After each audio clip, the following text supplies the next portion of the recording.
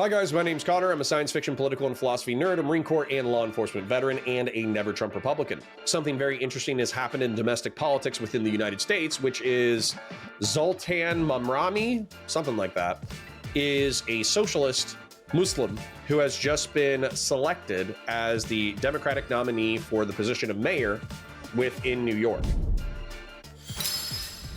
Now, my suspicion is that Republicans don't do particularly well in New York, so I guess he's the presumptive mayor at this point. The fact that his politics are so extreme and he was just elected was only enabled by ranked choice voting, and the fact that the mainline Democratic candidate was Cuomo. And Cuomo is a sex pest who was so ashamed of his sex pestery that he resigned from the governorship. So the DNC ran a particularly weak candidate. The progressives ran a particularly strong candidate, and now it's resulted in an upset. Stephen Bonnell II has some analysis for us, so I'm going to go ahead and watch his analysis and break it down. So without further ado, let's get him on screen and get it cracking. Zohran Mamdani released a rap track that praised 5 convicted Hamas funders known as the Holy Land Five. He had a full-on committee on ending capitalism, defunding police, ending exam schools, decarceration, and embracing racial conflict. Today, unbelievable. This is our future now, guys. Now that a Muslim won. 8 months after launching this campaign, Left ear only. with the vision of a city that every New Yorker could afford.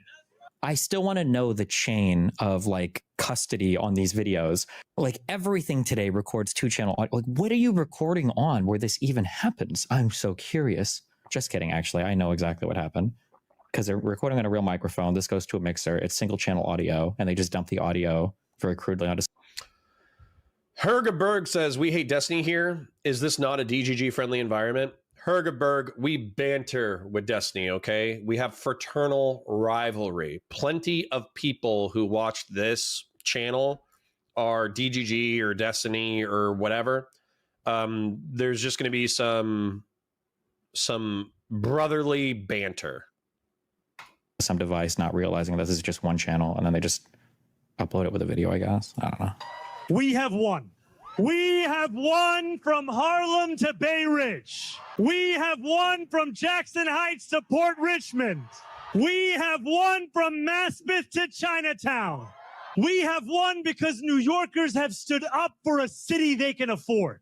A city where they can do more than just struggle. The craziest thing for this is oh wow, appealing to working class economics. It's almost like what I've been telling the Democratic Party for 2 years now is politically relevant. That sucks.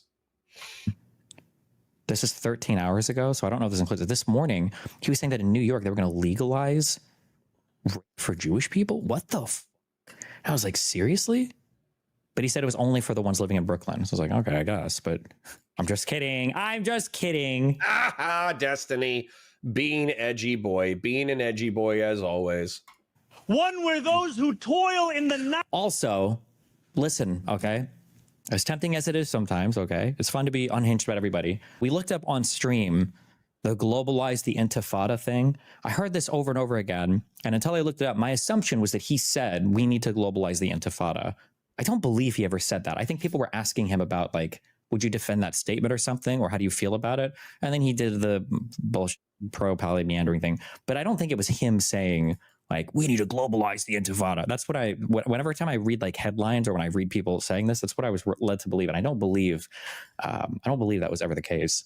Night can enjoy the fruits of their labor in the day, where hard work is repaid with a stable life.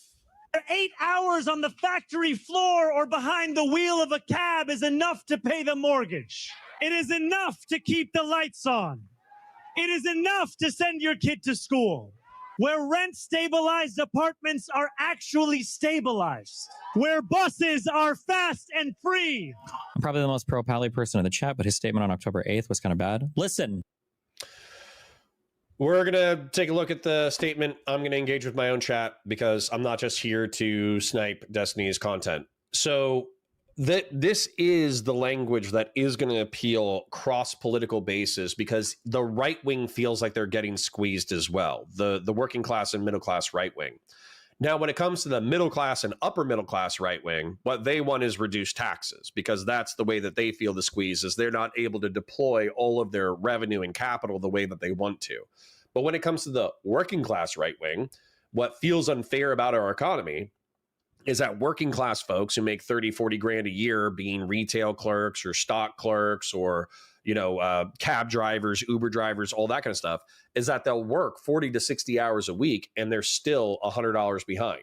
The reason why I, feel that way, or I feel like that's the economic reality of people, is because I've done better than my working class friends and I'm still a little bit broke. And my working class friends are hella broke. Like if I have friends, like one's a bartender and one's a server and they have 2 kids, they are not able to afford their rent. They're barely giving like 40 to 50% of their money to the rent. They're barely able to put grocery food on the table, and bills are late by a week to 2 weeks. So if you have populist figures, right or left, who are saying, yes, you're getting a raw economic deal and I will make that better, that is going to appeal to vast swaths of the population. And the Democratic Party not taking that seriously is going to be their undoing. Jakara says, Connor, how do you respond to people who are black-pilled and having kids because of the state of the world? I personally feel it's worth it, but I have a hard time logically refuting people who don't.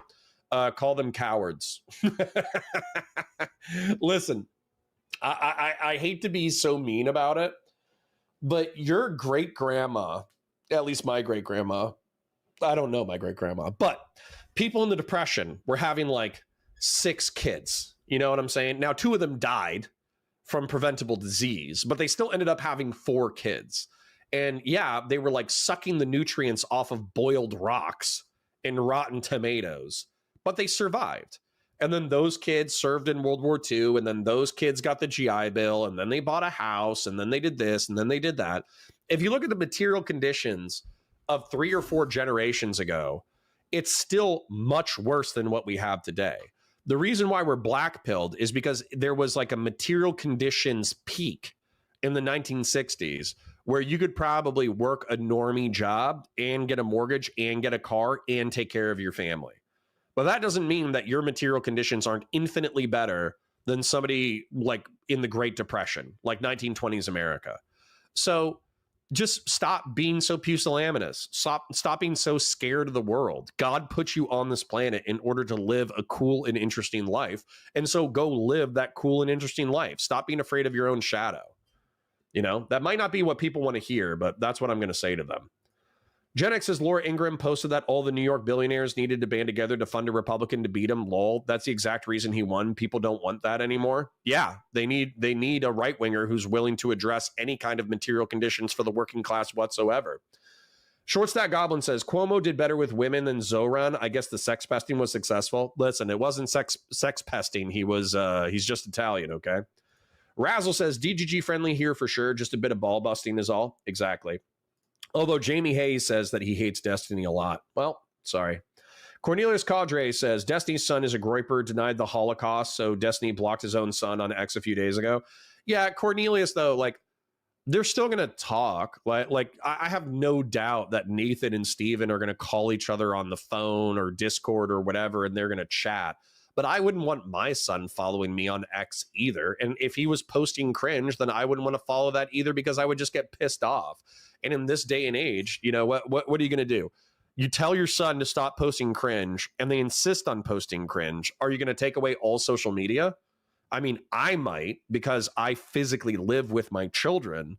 But when you have a teenager and they live in a different state because you're divorced, could you even enforce taking away social media? I don't think you could. Kuro says, not going to lie, Holy Land 5 is a kind of fire supervillain group name. True. Gen X's Destiny hair looks really nerdy here. I like the curly memes. Yeah, I think he got a haircut. So, anyways, let's read one more and get back to it. Acab Badasui says, do you think Destiny will go to his kids' debates and cheer on the other person? No. All right, last one, then back to the content. LB says, Connor, please understand that 80% of the Democratic Party and 100% of the Republicans are bought by corporations. They vary on social issues, but corporations first. Sure. But if you don't tell corporations you need to pay your employees a living wage, or eventually they're going to grab a guillotine and chop your flipping heads off, then we're not serving the American economy. Let's read this real quick. AM Zohran Mamdani, his name is not Zoltan apparently, on ongoing violence in Israel and Palestine. I mourn the hundreds of people killed across Israel and Palestine in the last 36 hours. What date was this?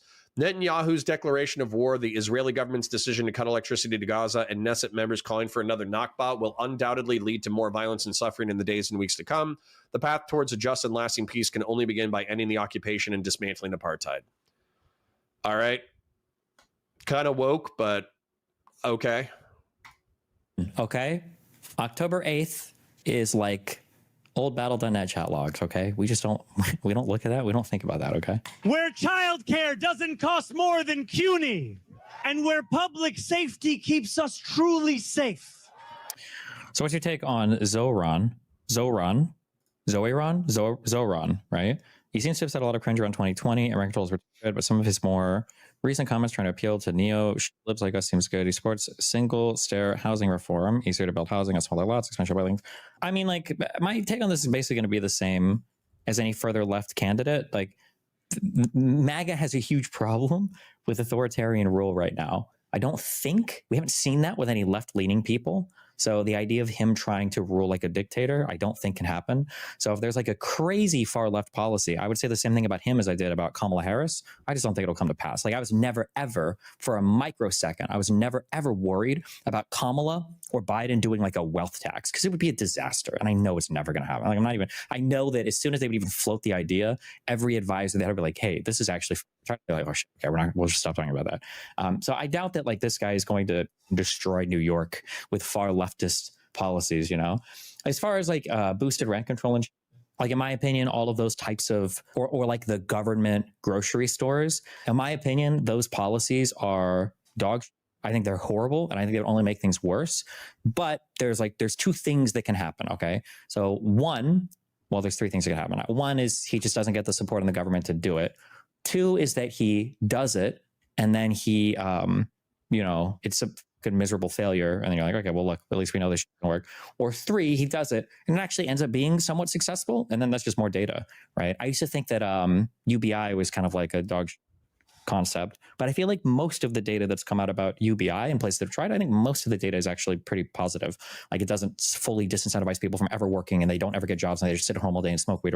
That apparently wasn't the outcome, I think, in any of the places where they tested UBI. So, you know, although I do think UBI did not fully replace income in those UBI studies. UBI was like half of a living wage. So people still had to work, but they just had more security to pursue more entrepreneurial stuff. Personally, I think most of the policy stuff is further to the left of me. But I mean, hey, it's just more data or information to collect to see what happens. Worst case scenario, government wastes a little bit of money for a while. You try something, you see it doesn't work, and then you move on to the next thing. Rent control is obviously what's your argument against the public stores thing. Just the government getting involved in setting like strict price controls is always very scary, because you can kill a lot of your businesses very quickly, or kill entire sectors of the economy very quickly like that. Yep, that's what always scares me about Democrats talking about price controls. Is effectively, let's go ahead and have a basic B-word economics class real quick, okay? Google, what is it? Supply demand graph. I can't believe we have to do this, but we do. So this is something that backs effectively all of like capitalist theory on the economy. All right. Is that there's the demand, the people who want a product, then there's the supply. And then as a result of these two factors, you're typically going to find the market value of something within the economy, because the more demand you have, obviously the higher the price is going to be, because this line is going to shift upwards. And then the more supply you have, the lower the price is going to be, because that's going to offset the demand. And so that's kind of like the market forces that affect the economy. Now, the problem with price floors and price ceilings is that they ignore supply and demand. And so if you artificially set the price down here, you know, where the supply is very low, but the demand is very high, then your equilibrium point is going to be pretty stinking high. And so that's what can happen with price floors and price ceilings, is that you ignore this quite predictable factor within the market, and then you totally screw up markets by trying to do this stuff. So that's where, you know, I understand that you can say like, oh, there's price elasticity and there's certain goods and services that, you know, are provided at a lower market rate than the supply and demand would otherwise indicate. I totally understand like all of the variables that go into price floor effects on supply and demand curve. Trying to see if they did this. But yeah, but the whole point is that when you artificially set supply price floors or price ceilings, then you can screw up a market really quickly. So you have to be careful. But again, it's just New York, so. And it's where the mayor will use their power to reject Donald Trump's fascism. At what point does authoritarians cross the line of which lethal resistance is justified? In the United States, never. Anything they ever said about the Second Amendment being to fight against tyranny was a lie. The actual reality is it's going to probably be like if somebody's starving. Like you have to get to the point where basic needs aren't being met, which is actually a take I've had for a long time. So will use their power to reject Donald Trump's fascism. I think I obviously don't accept that, where he's saying that the Second Amendment wasn't intended to fight tyranny. I don't know where the fuck he got that from. Stop mass ICE agents from deporting our neighbors and to govern our city as a model for the Democratic Party.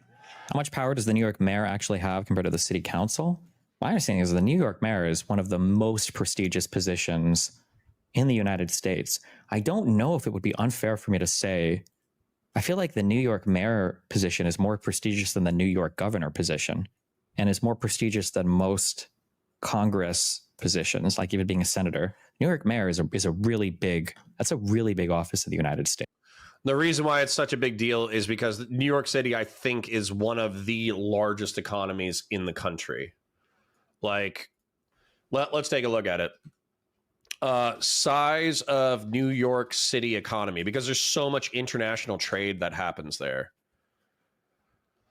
The New York City metropolitan area has the largest economy in the United States, with a nominal gross metropolitan product exceeding $2.5 trillion. That is insane. And it's because of Wall Street, right? What's the American economy, I think, is like 27 trillion or 30 trillion. Size of American economy. 30 trillion. So almost 10% of the American economy is conducted within New York City. That's crazy pants. Los Angeles economy size.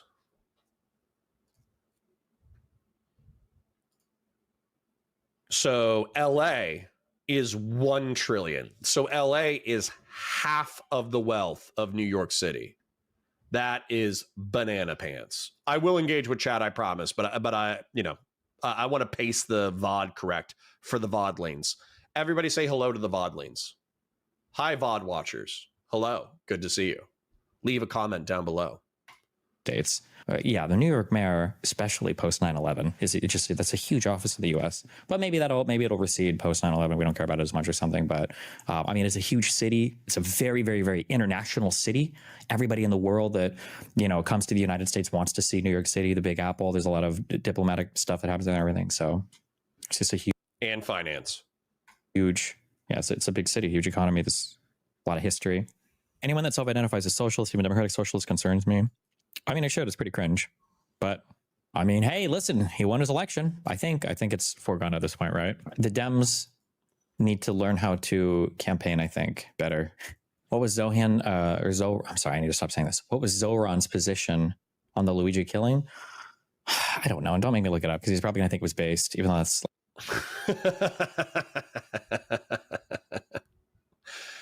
Let's read that after we check in with chat.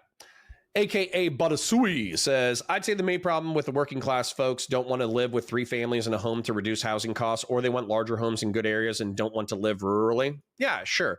But at the same time, this is my argument effectively for cities with the working class is downtown. There are going to be places that need working class people. In the restaurants, you're going to need servers and bartenders and barkeeps and dishwashers. In the, I'm trying to think of what else is in the downtown area, but in the banks, you're going to need clerks and cashiers. In the grocery stores, you're going to need clerks and cashiers, and you're going to need stock boys and stock girls and all that kind of stuff. So there's a whole bunch of labor that is done by working class people who you do not want to pay $250,000 for doing simple labor. And those people should not have to have a 4-hour commute in order to come into the city, or else eventually what's going to happen is those people are just going to stop providing the labor and they're going to move someplace else. So you could probably kill a city eventually by not having the work be accessible to the working class, because you put through urban sprawl, you just push your working class out and out and out and out and out. It's bad urban design. And so what you should do is, this is like the one place where I think that not price controls per se, but where zoning is important, is there should be housing within major cities that is capable of supporting the population of the working class that makes that city function. Like, I'm not necessarily for like price controls or rent freezes or whatever the hell. I'm more for making sure that the working class of a city has the capacity to actually function within that city, which I think you do through good urban design. Dr. Zaya says, NYC residents will make under 50K, we're plus 20 for Cuomo. Sure. Yeah, I mean, the working class, weirdly enough, might understand economics a little bit more than the upper class, because the upper class can afford to be taxed higher, so they don't care as much. Cornelius Cadre says, in the Fresh and Fit podcast, debating Jewish power, Fresh and Fit, whenever it has, like, no offense to the women that go on there, it's borderline unwatchable. It's unwatchable as React content because you have 8 people answering the same question for 30 minutes. It's almost impossible to respond to. Sacred Snow says, do you think it's possible he had a realization that he's exposing his kid to a ton of radical ideas that he doesn't think he's ready for, and that's why he blocked him? Or are you just being bad faith and because your daddy Nick has designated him an enemy? Also, the Groypers have the Chael Sonnen never lost a fight mentality, or Nick so Link recommends the debate for review. Yeah. I mean, I've hung out with Steven. I think it's obvious he cares and loves for his son, and he's doing the best he can. Razzle says, Mom, can I go out and play? Finish your boiled rocks, Timmy. I mean, that was unironically the Great Depression. LB says, $30 million versus people power. Christ, LB, you're going to give me an aneurysm. Eric Dom says, but being afraid of our shadows is how we stay inside and make streamers successful. That's an excellent point. Eric Dom, thank you. Penguin says he should absolutely be taking away his social media. Imagine him applying to college with those X posts up. Yeah, I don't think anybody cares about social media posts anymore, to be honest. I get like 5 years ago, 10 years ago, like you could cancel somebody for their bad opinions on the internet. I'm not going to lie. It just doesn't seem as important to me anymore. Maybe that's a personal bias because I'm in this world so much. True Zealot says, imagine your family tree going all the way back to literal down to humanity, surviving the biggest and baddest predators of all time, just a Disney adult to end your bloodline because it's too spooky. True Zealot, unironically, that is the thing that I hate most about antinatalists, is they're like, oh, well, I'm just going to go into a comfort hug box and end my bloodline. Very upsetting. Horrid Proboscis says, kind of woke, but okay. Amazing analysis, champ. Well, I mean, let's go ahead and read this one, as a matter of fact. Top aide to NYC mayoral candidate Mamdani lauded United Healthcare killer, looking forward to driving down Manjoni Avenue. The question is not whether or not he was right or wrong. It's how many others he has shaken loose, says Julian Gerson. Okay. Yeah, I have a feeling they're hiding their power level for sure. Last one. Cornelius Cadre says, Connor using the weird woke is very funny for an obvious liberal believing in modernist mantras. Yeah, I'm a modernist. I believe in the founding fathers. I believe in the enlightenment of the United States of America and the libertarian/liberal project we're all engaged in. You caught me. You caught me. I actually believe in the Constitution of the United States of America. Justin says, we're at a time where we can't even pronounce elected officials' names. Cooked country. I can pronounce it. Mamdani. Mamdani. I just like to say, and I think his name is Zohran. I just like saying Zoltan because of the comedic reference. Anyways, back to the content. Like an obviously super crazy cringe thing. You think progressives will be less incentive to vote for Dems now that they've seen one of their candidates win? Yes, remember, the far left progressives and the socialist communists, no matter what, are not part of the party, okay? If Cuomo would have won, all of them would be baby raging right now and would be saying like, oh no, like I'm not going to vote, or I'm going to protest vote, or this, none of it matters. Since their candidate won, they're going to vote in the generals for him. You just have to phase them out. Just don't listen to them. Tariffs or price controls and attacks. LB, what in the past 3 months of our beautiful relationship would make you think that I'm pro-tariff? What are you talking about, man? The only tariffs that I am interested in are ones for national security reasons.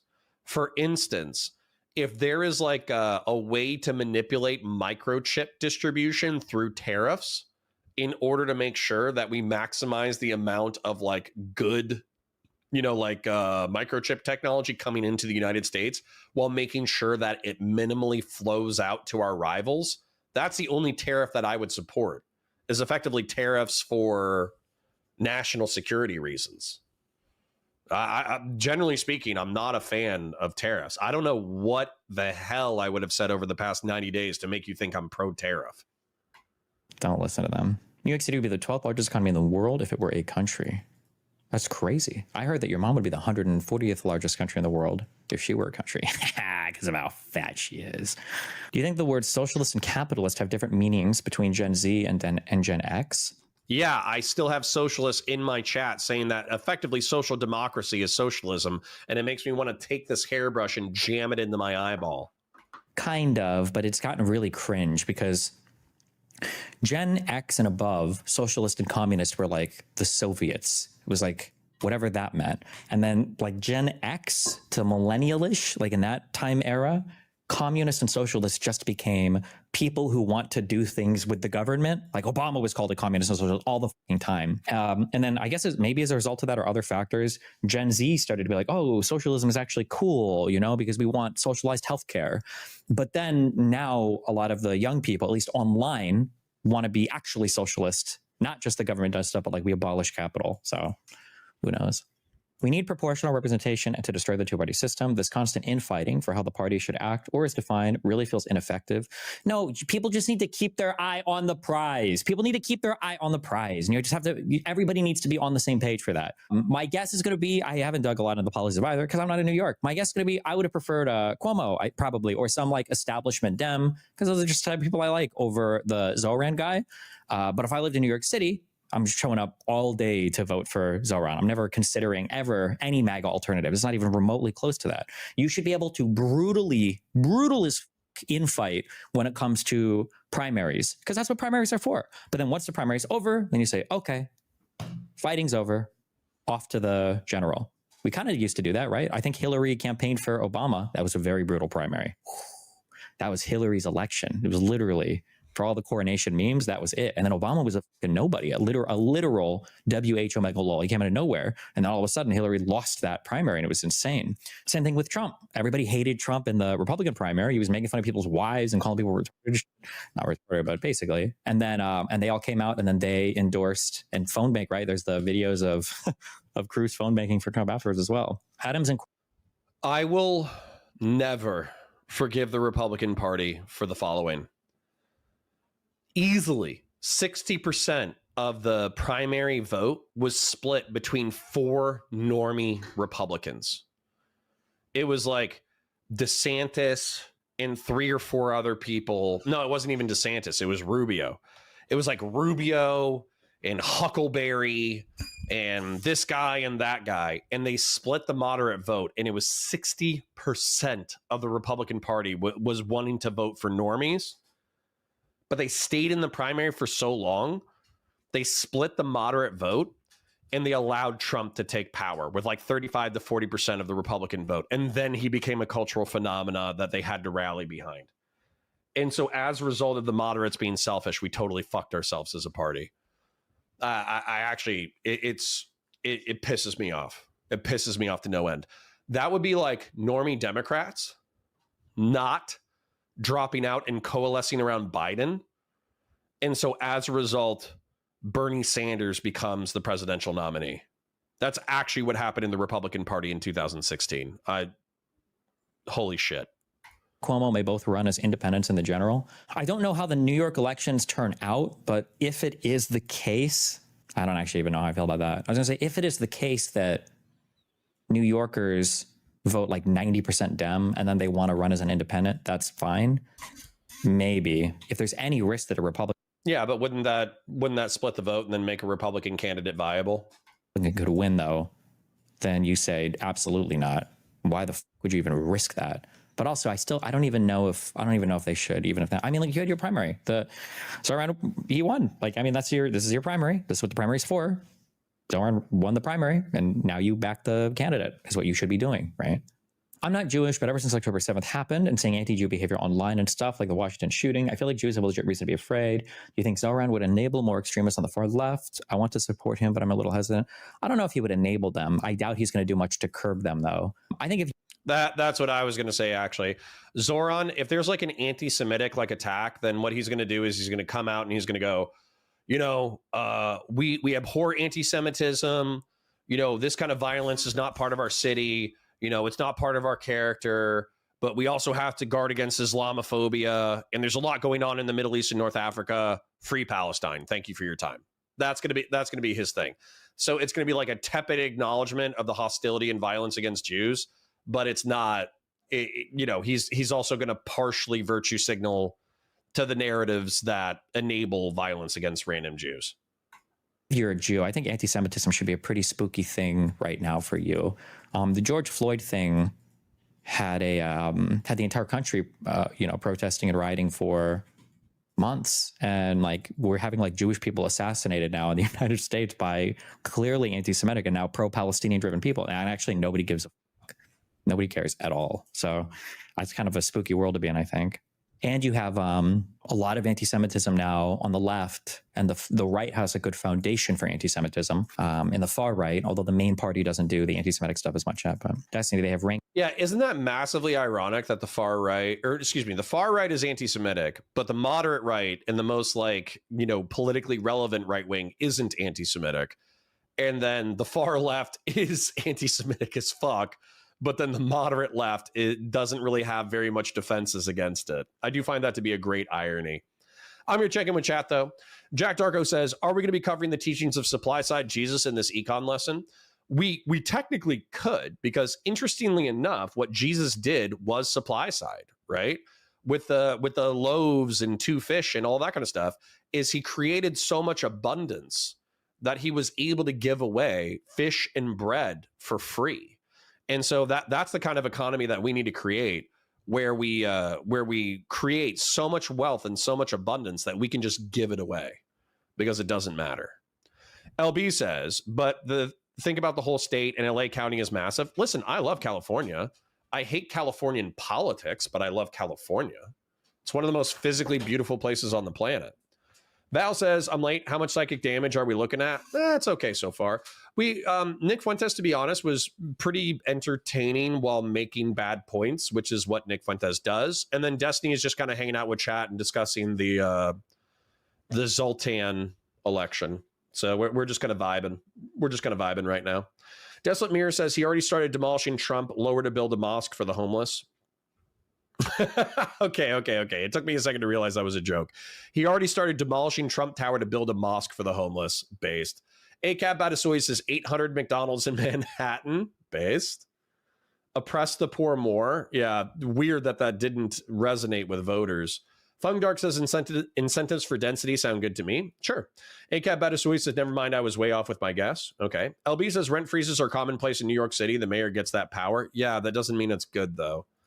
Gen X says, like the whatever podcast, so boring to me. There are good clips, but the whole show is so tedious. Yeah, if you're talking about Fresh and Fit, we tried to react to them 2 or 3 times, and it was an abject failure every single time.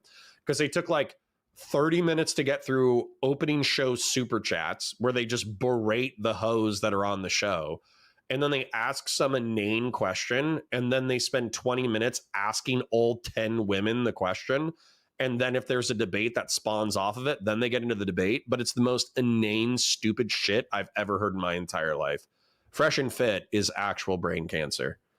Thomas Martin says New York City has been trying rent control for 50 years and they are in dire straits now. Yeah, they need better urban planning.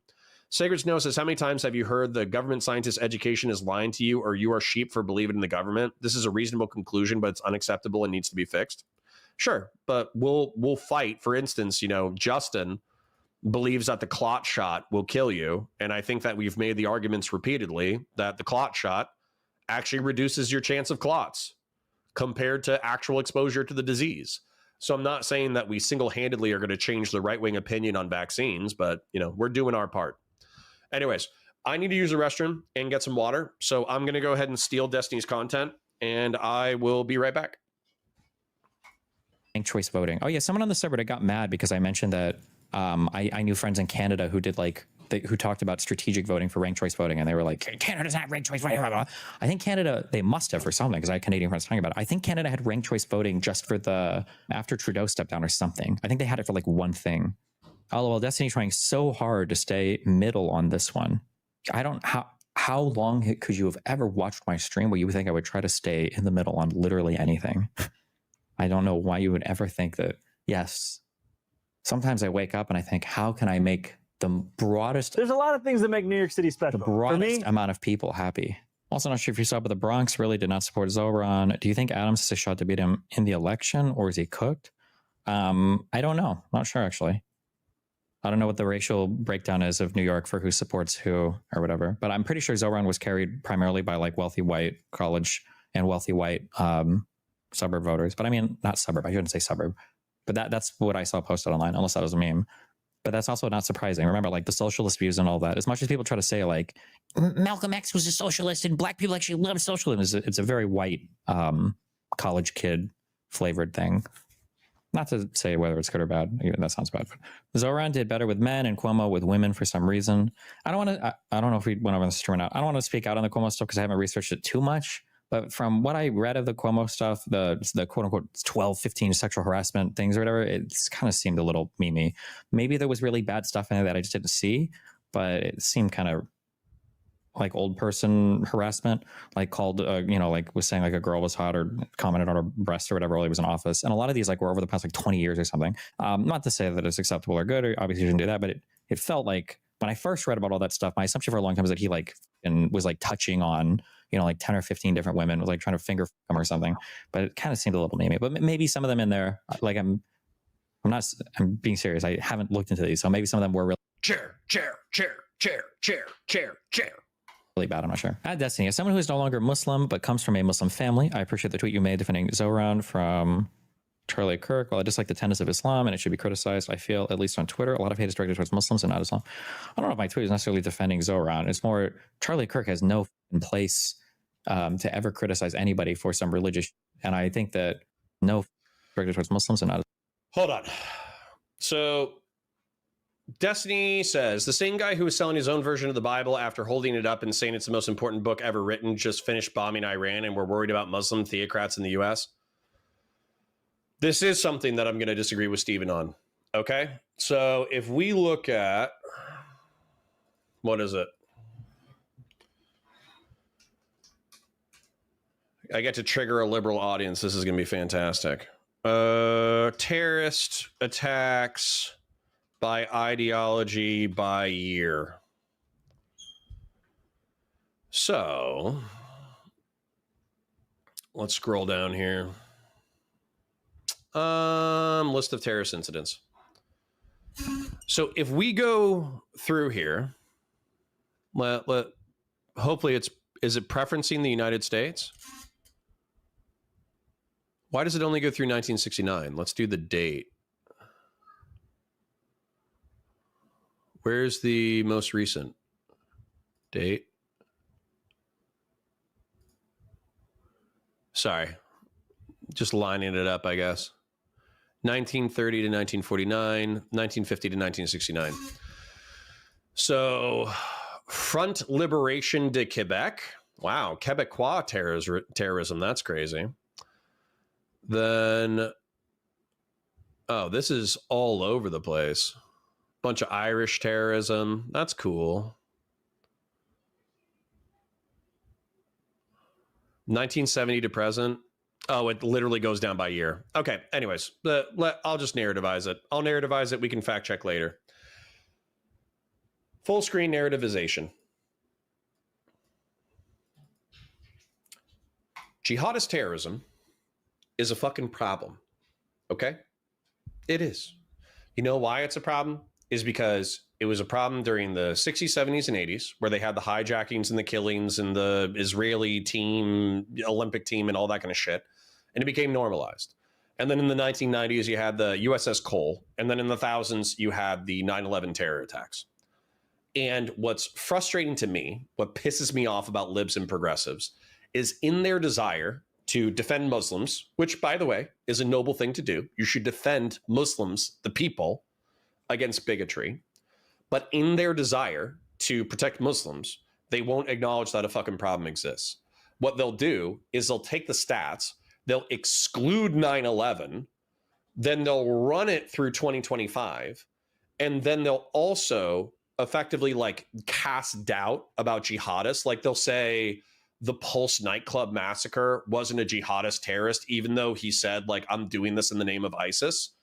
They'll be like, oh, well, maybe he was like a self-hating gay. And so they'll try to sweep for jihadist terrorist attacks in that regard. Also, what they'll do is they'll take the entire conflicts in the war on terror in the Middle East and North Africa, and they'll say, oh, yeah, that's America's fault. America did that. It's like, no, we didn't. If you look at the stats for the Iraqi body count project, 80 to 90% of the fucking casualties in there are jihadist militias killing other jihadist militias or killing civilians. And so as a result, in my opinion, you're sticking your head in the sand. There's obviously a jihadist problem. Okay? Now, don't use jihadism, which is it's a mix of religious belief and geopolitical grievance and also like incel bullshit and highfalutin ideology about how this is what Muhammad and God would really want. Don't mix that up with the nominal Muslim, because the nominal Muslim up the block is probably a chill dude working his job, taking care of his family, paying his taxes, paying his bills, and then celebrating his religion, which calls for people to believe in God, the last day, that Muhammad is God's messenger, and to do good works. The nominal Muslim is not your problem, okay? However, jihadists, Islamists to a lesser degree are a problem. Jihadists are definitely a problem, and all the sweeping for jihadism is a problem. And statistically, it's borne out.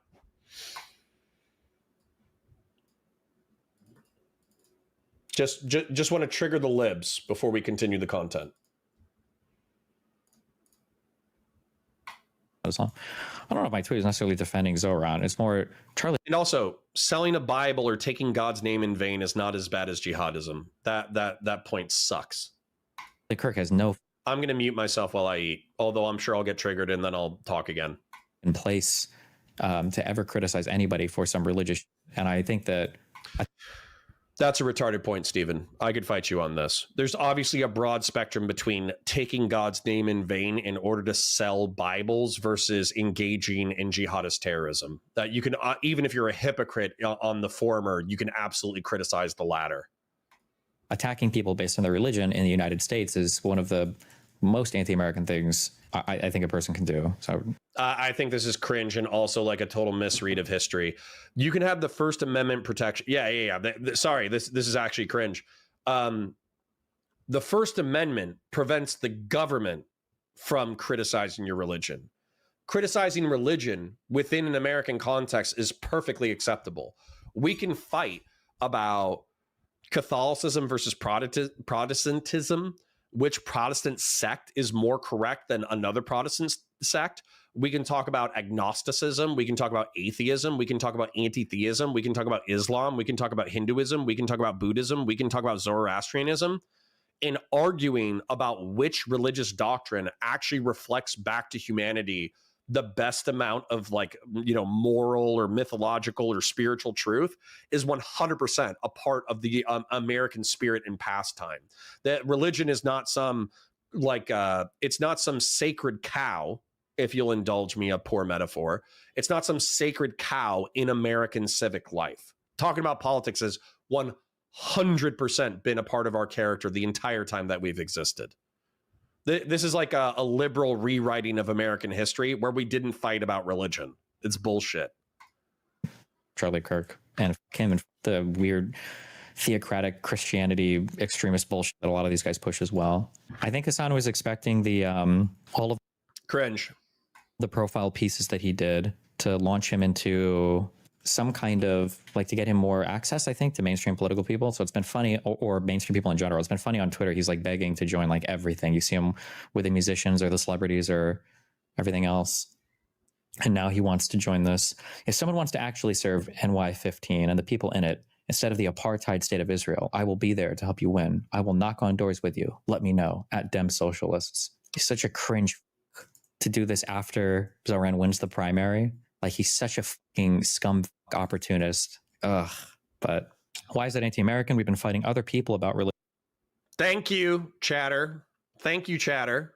Since before the Declaration of Independence, because America is supposed to be a country where you of all creeds and all religions and all backgrounds are allowed to be here and do and worship whatever cringe god they want.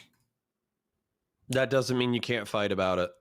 Regurgitate it. They're like, oh yes, the rent free. Yeah, sorry. I feel like that's a wildly shallow analysis. I'll write it down.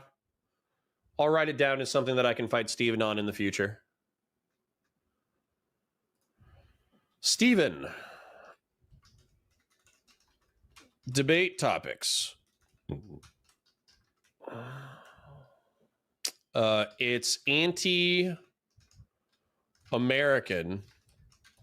to criticize each other's religion. That's bullshit. That's 100% bullshit. As a matter of fact, wasn't there like a whole bunch of beef with the founding fathers? Wasn't there a whole bunch of beef with the founding fathers where they were like Christian literalists versus like agnostic deists? Wasn't one of the controversies about Abraham Lincoln was that he wasn't a Christian literalist? I'm pretty sure that we've been fighting about each other's religion and criticizing each other's religion the absolute entire time. I think this is ahistorical. He's what? It's like, bro, you don't have a house. Like, what do you mean a rent freeze terrifies you? Are you a landlord? No. What are you talking about? The second and third order effects, Hassan, you fucking dipshit. God, I hate Hassan Piker. More than I hate any liberal, more than I hate any libertarian, I hate Hassan Piker with a passion that burns with 1,000 fucking suns. You know that rent freezes were done in the past by other fucking mayors in New York? No, you don't know anything. You just fucking heard someone. Yeah, and then that created the sublet market and a black market where people took stabilized properties and then they rented them out for double or triple the market, allowing them to in turn vampirize the working class. Yeah, Hassan, I was aware that rent stabilization had been put into effect in the past and used by the criminal black market because it's so wildly predictable to have that happen. On TV say this is terrifying and it will cause a capital flight, and you're just regurgitating that because you're a fucking baboon. Okay, I'm gonna mute myself so I linked. God, I hate ads that this guy did. There's a lot of things that make New York City special. For me, it's the delis and bodegas. Habibi, could I get an egg and cheese on a roll with jalapeno? One Zohran special coming up. Small businesses employ nearly half of all New Yorkers in the private sector. They keep the city running, but the last 4 years have been hard. We've seen the dollar slice go extinct, storefront after storefront close, and had a mayor in Eric Adams who has ignored the struggles of small businesses. That's why as mayor, I'm going to make it faster, easier, and cheaper for small businesses to get started and stay open. First, we're going to cut fines and fees for small businesses by 50%. Regulations are important. Hell yeah. Abundance economy. Let's go. But small businesses have to navigate more than 6,000 of them with far fewer resources than the big chains. That's why as mayor, I'll appoint a mom and pop czar with the clear goal of making it easier to run a small business. Hell yeah. Ezra Klein, abundance agenda. Let's make this economy hum. Let's go. Capitalism, baby. $1,000 isn't a lot to our city government, but it can be make or break for a small business trying to Opinion on him buttoning his top button without a tie? True. get off the ground. Next, we're going to accelerate permits and applications. The mom and pop czar will coordinate with agencies to speed up turnaround times, cut red tape, and let New Yorkers start businesses sooner. Because you shouldn't have to fill out 24 forms and go through 7 agencies to start a barbershop. Hell yeah. He's spitting. Most of all, we're putting our money where our mouth is by increasing funding for small business support programs with 500%. We're going to invest $20 million in our Business Express service teams, which pair small businesses with a city case manager that helps them navigate permits and regulations, as well as connecting them with programs that provide them with financial and legal assistance. Right now, only 3% of businesses are using these programs. We want that number to skyrocket. The only thing more New York than an egg and cheese are the small businesses that make them. Together, we can not only protect them, but encourage new ones to make a home in our city. I feel like one thing this guy does well is he seems like an ordinary, normal person who's not like trying really hard to be like a fellow kids.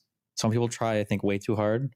And then other people are, I feel like right now we're kind of in a moment where people are just like looking to like. Okay, fuck that. I have no idea. Listen, Maram Zandami, Zoltan Salami, probably made this commercial just for me. Okay. He was like, Connor needs to believe in my mayoral campaign in order for this to succeed. The CGG grill hottest are integral to politics in New York. That's probably what he said before he made this commercial.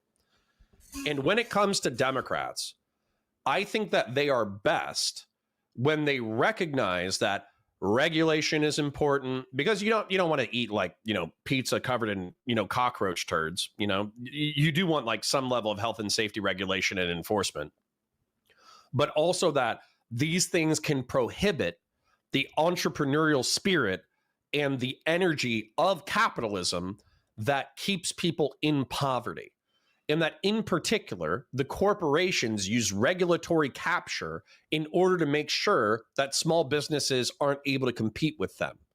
So saying that you're going to go back into the regulatory state and you're going to make it easier, more effective, more affordable in order for the small businessman and for the working class person to start making and harnessing wealth and capital, that's fucking based. This is like some Ezra Klein abundance bullshit, and I'm 100% here for it. I love it. I love entrepreneurialism. I love, capitalism, mixed economy capitalism. I love a reasonable regulation being tempered by the needs of the market. I love all this stuff. Zoltan Salami made this commercial for me. He could be a jihadist, and he could be a socialist, but he made this commercial for me. Penguins would say, would you say that the same if Destiny had a daughter that was being promiscuous? He's doing the best he can, lol. No, I wouldn't. I would probably be, fresh and fit daughter or Groiper's son. I would pick Groiper's son 10 out of 10 times. You know what I'm saying? And also, like, I understand that Steven and I don't share similar morals when it comes to like promiscuity and all that kind of stuff. I would be abhorred and very critical if he had some daughter who was being like an e-thought and trying to start an OnlyFans at 17 years old and 364 days, and he had nothing to say about it. I would have a problem with that. Bo Dickerson says only 30% of Democrats voted in NYC mayoral primary. General election will be interesting. True. AKA Badasui says the olive jar test used to be racking slides on hard springs. What? I don't know what those words mean, bro. All right, scrolling because I need to catch up. Sacred Snow says, fucking same, Connor. I hate the blending of ideologies for propaganda so much. I'm late to that one, so I'm not sure what that's in reference to. But as long as you and I agree. Gen X says, sex pest supporting sex pest. Shake my head, Gen X. Fuck you. Cornelius says, crazy how glaring the intellectual discrepancy between Nick and Destiny truly are. What's the intellectual discrepancy, Cornelius? They don't have an intellectual discrepancy. They have a moral discrepancy.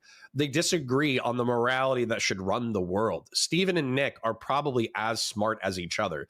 You thinking that Stephen is stupid proves to me that you're stupid. No critic of Destiny who has an IQ over 80 thinks that Stephen is dumb. And one of the barometers through which I evaluate somebody's intelligence is if they mistake agreement for intelligence. Like, if you honestly think somebody disagrees with me, therefore they're stupid, I think you're a fucking idiot. Like quit politics. Disagreeing with your worldview is not a barometer for intelligence.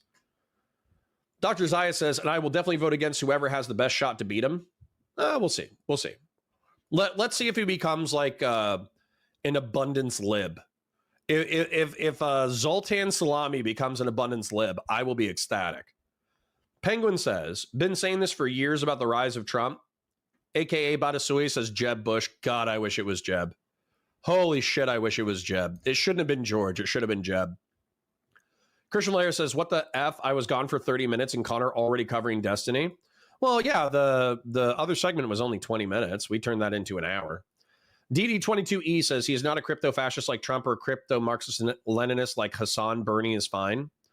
Sure, but Bernie used to simp for the socialist regimes during the 1980s, and I think to some degree he's hiding his power level. Sacred Snow says, I don't understand why sentiments are so radical on Zohran already. Yes, it's NYC, but also isn't that like the best way to test new ideas? Test them at the state city level to see if they work, if we don't obliterate our country by implementing them nationally? Sure. And if he's a combination of abundance lib, I'm hoping that the abundance, him working with entrepreneurial spirit in reference to deregulation, will actually help him come to better policies on rent. The rent stuff feels like virtue signal. So hopefully he finds something that's more effective and more thoughtful. Supply side Jesus. All right. One more and then we'll get back to it. D22E says, Connor, did you see the Mike from PA video about this? He was like, this is the end of abundance and had Destiny in the thumbnail. No, but based.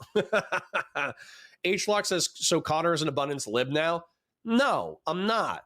However, like, you have to understand what abundance is. Effectively, what Ezra Klein said in the podcast in which we watched him talk about abundance is he talked about keeping regulations that make sense, cutting red tape that doesn't make sense, and allowing the private-public partnership to make like vibrant economies. You have to understand like how much of that is American history. When it comes to like the Industrial Revolution in the 19th century, that was spurned on by America mass importing industrial technology from Europe. When you're talking about the military industrial complex of the early 20th century, that was a public-private partnership. It was private factories manufacturing war goods, but it was public governance and intelligence directing that part of it so we could get the gear that we needed for World War II. In the post-war economy, it was a public-private partnership in order to make sure that there was like, that auto manufacturing became better and better and better and better as the decades wore on. Now, neoliberalism has gutted a lot of that.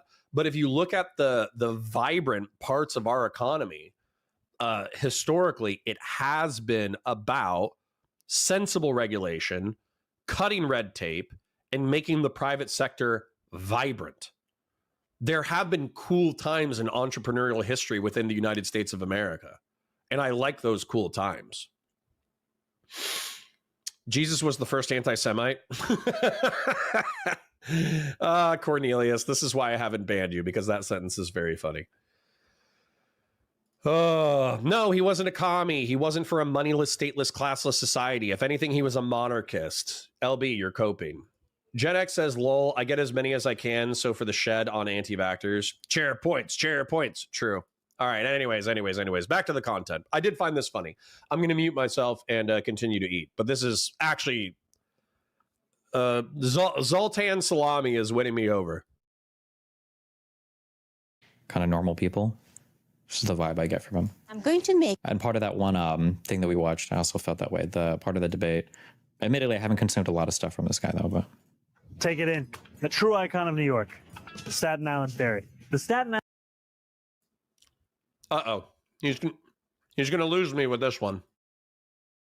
Island Ferry is a beacon on the waters of New York City. Shuttling. Like I get big, watching these ads, I get big, like high school student council president video from a top of the class kid who's trying hard to make a cute video for, so it's done with a team that thought about doing it, but like the music and everything is like kind of cute or whatever, you know. I don't know if that makes sense.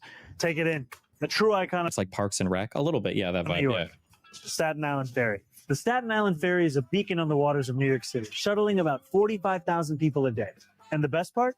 It's free. For decades after opening in 1898, the Staten Island Ferry was just a nickel. Then, in the 1970s, the fare rose to a quarter. And in 1990, 50 cents. But since 1997, the ferry's been free.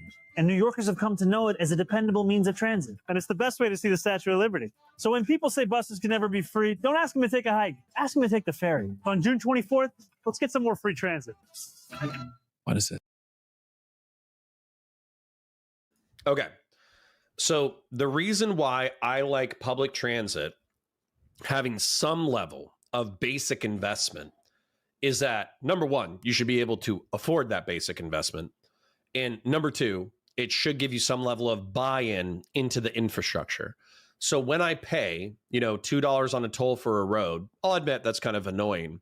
But at the same time, I'm like, okay, well, it's going towards the maintenance of roads and it's going towards the construction of new roads. So at the end of the day, and that's the same way that I feel like if you want to say that the public transit is free, I don't agree with you, because obviously the maintenance is going to have costs associated with it. And I think that ultimately what should bind us as a people is buy-in into our society. So that either has to come through taxes or that has to come through fees and tolls. And so the reason why I like nominal fees and tolls is because everybody has some level of buy-in into the infrastructure they use on a day-to-day basis. Justin says, it came out that the shot gives heart problems. My entire immediate family got the shots. I'm the only non-zombie in the family now. But Justin, because you've hung out in my chat repeatedly, it means you automatically have a 3,000 IQ, which means that you remember when I already explained to you that statistically the chances of having reduced heart problems correlates with taking the vax. So if you take the vax, you have less of a chance of having the, what do they call it? Myocarditis, pericarditis, clots, all that kind of stuff. It reduces all those side effects by 90%. So what you're doing is you're saying, oh, my family is a bunch of cringe libs and progressives, and they're all SSRI brain freaks, whereas I'm the only woke person and I haven't gotten heart disease. But the chances are, if you're under the age of 40, you didn't stand much of a chance of getting heart disease anyways. And if you took the shot, you would have even less of a chance of heart disease. So you already remember that because you have 3,000 IQ, and you remember me telling you that, and eventually it's going to seep into your brain and you're going to change your mind. Starhawk says, Destiny is sweeping hard for a literal self-avowed socialist despite his constant disavowal of socialism. He is way too stubborn when it comes to ceding even an angstrom of ground to the right. No, the second that I hear Zoltan Salami say something like, oh, I believe in the decommodification of basic human needs and workers owning the means of production, I'm going to be like, fuck this guy. And the second he's like, oh, I believe in a vanguard revolutionary party in order to seize government so we can instantiate the dictatorship of the proletariat, I'm going to be like, we should kill this guy. And the second he's like, actually, Islamic jihadism is base and my favorite flag is Hezbollah, I'm going to be like, yeah, fuck this guy. Denaturalize him and deport him. You know what I'm saying? But I'm just saying that commercial was good. That's all I'm saying. Cornelius, you're so cringe, bro. You're so cringe. Wake up. Stop it. Affect says I'm already ready to be mad. Good. Good. I live to serve. Herg of Berg says, Connor, all he's saying is that JD is a hypocrite. Okay. He can say it in a different way, and then I won't disagree. All right. Back to the content while I eat my delicious brekkie. This rap video. AQ, a countryside 6 years ago. curry. My name is Praveen. Hello, everyone. Pound and a half of chicken. Stir and fry it again. Mom? You're living in our house now, Mom. We're not living in yours. Why do I have to keep telling you this? And then on Wednesday, you forget to pick up Nikhil from school. All of your meddling, these questions, and the TV serials, it cause you to lose sight of the fact that you are not a good nanny. Best damn nanny that you ever done seen. Top 5 nannies and top 3. I'm the number 1 nanny. Don't with me. Any of the nannies says they better than Ravine. Cause I'm 85 years old, 85 years old. Okay. What was this? This is October 8th post. My statement on the last 36 hours across Israel and Palestine. I'm more than hundreds of people killed across Israel and Palestine in the last 36 hours. And here's declaration of war and the Israeli government's decision to cut electricity to Gaza and Knesset members calling for another Nakba will undoubtedly lead to more violence and suffering the days and weeks to come. The path towards a just and lasting peace can only begin by ending the occupation and dismantling apartheid. Sure, it's kind of cringe. Could be worse, though. Could be a lot worse. It's a little cringe, but it could be a lot worse. All right. It's not being appreciated just how radical Zohran's expressed views were just a short time ago and how little he's addressed them. He had a full-on committee on ending capitalism, defunding police, ending exam schools, decarceration, and embracing racial conflict. Yeah, if you want me to fight him tooth and nail, then find me more stuff like this. As socialists, we believe people should not have to endure the violence of coercion of a criminal legal system that props up the exploitation of the market by surveilling, caging, and killing those fighting to survive under capitalism. We can abolish that system with your help. Yeah, this is cringe. This is LARPy, tanky, socialist bullshit. It might not be tanky, but it's definitely LARPy socialist bullshit. But that's okay. Let's see if it gets worse. How old is this? From 2020? Is he young? He looks like he's like 30. 33, okay, yeah. One thing that I don't believe is true, I've never seen this work successfully, is people who pretend that candidates can like run on like stealth views and that they'll all come out after they take office. If somebody's running on one set of views and you're accusing them of secretly harboring another set of views, if they were to try to exercise the secret set of views once they're in office, they would lose all their popular support and no one would support them anymore. So true. This is what he said 5 years ago and this is what he's about, you know. I don't ever buy that. It's a thread mostly of tweets, mostly a few years old. So surely it's changed in some ways with the political moment, but I want you to think about the kind of person who says these things. Are they contemplative? Are they collaborative? Are they prone to conflict? What was his role before winning the primary? Or what was his job? Gen X says, oh my God, did y'all see the Christian nutcase that crucified a pastor yesterday like Jesus and was headed to do it to priests when they caught him? I saw the dissident right wing talk about it. And I thought they accused him of being Jewish. So, crucifixion crime.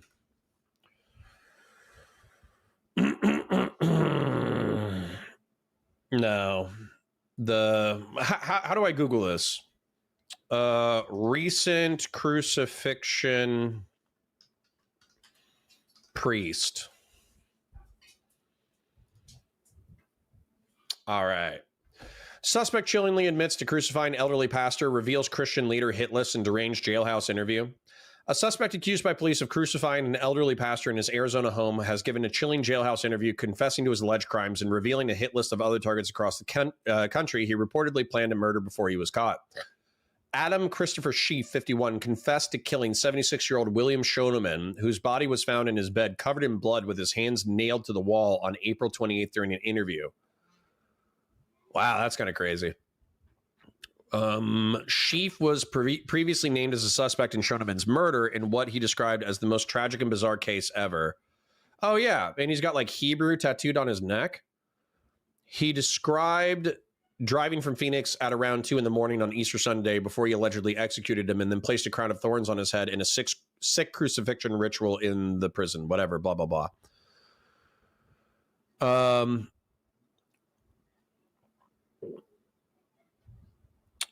So I'm not seeing whether or not he's Christian. Oh, justifying his sickening actions with religion, Sheaf claimed that Christian pastors were leading people onto a false path by following Jesus, and that Schoeneman was the first in his plot that he called Operation First Commandment. Christian, Catholic, Mormon, anyone preaching that Jesus is God, essentially the Trinity, a concept created by man by Paul. He's not God. God the Father alone is God, he said. Asked whether he was ever victimized by a Christian, he replied no, and said his family is Christian and that he had a good childhood. I don't hate Christians. I'm after the pastors that are leading them astray. Denying that he was mentally unwell, he added that he was not sorry for what he said or done. Will I apologize for my actions? Absolutely not. Okay. So, I mean, no. he was raised Christian, but I think it's arguable. I think in a Muslim sense that he thinks that Christianity is leading people astray. That's like a Muslim and Jewish conception. And then he has Hebrew tattooed on his neck. So let's just call him an Abrahamic terrorist. I think that's sufficient.